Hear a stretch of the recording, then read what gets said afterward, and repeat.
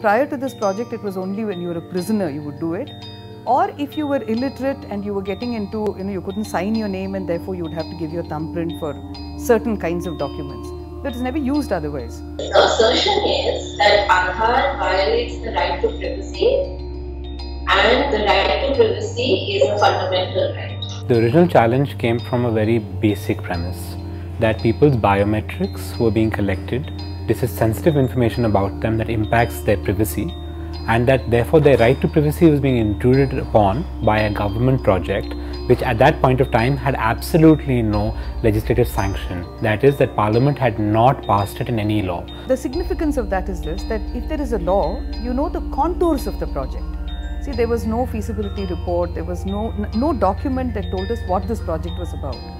But we were told that we had to give demographic information and our biometric information. What the government did is when Mr. Mukul Rohatgi was the AG, they said, oh, actually the status of the right to privacy in the Indian Constitution is not really clear and you need a 9-judge bench. That happened in 2015. And that basically stalled the hearings in a certain sense, because putting together 9 judges from the Supreme Court is not an easy matter. So if it was only a question of giving each of us an ID that we could use, it would have been one kind of thing. But this was going to be a number attached to a biometric. So we needed to know whether biometrics will work or they won't. Because if there is a problem with biometrics, the basis of our identity starts getting shaken. Now the problem with this is that our security so far has been that we do give information in multiple places, but they remain in silos, which means that it makes it that much more difficult to converge information about us. And the security for the person is that they are able, that there is no one person or one entity or, one authority which can just look at us, at each individual and at communities and make decisions about you without your participating in it. Now that's an unconstitutional, we have a constitution and we also have a thing called democracy. So since that's the way it is supposed to be treated, this didn't fit that.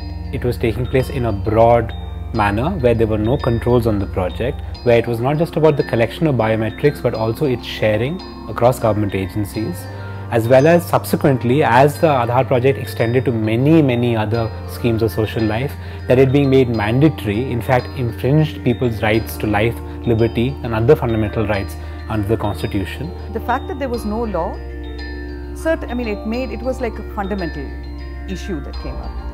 Finally, we got a law in 2016, and we got a law in a manner which was also unconstitutional, so that's also under challenge.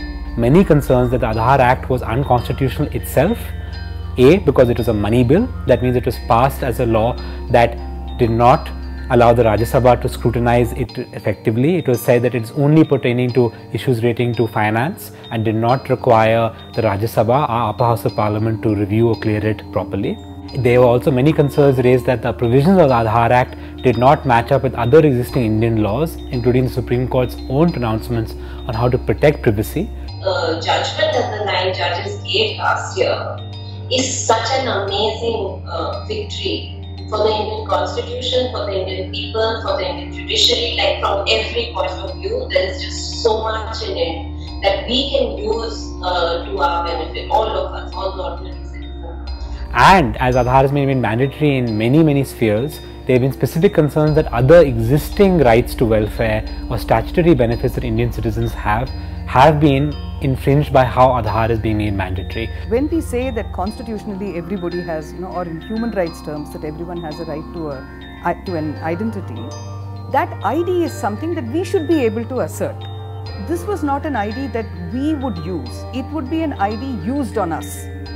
And that's another huge difference. So, and in this case, it would be technology that would determine whether we were us or not. Certainly in its current form, there's just no way it can happen, where it is compulsory and it is ubiquitous. This just cannot go on if we go by the right to privacy judgment.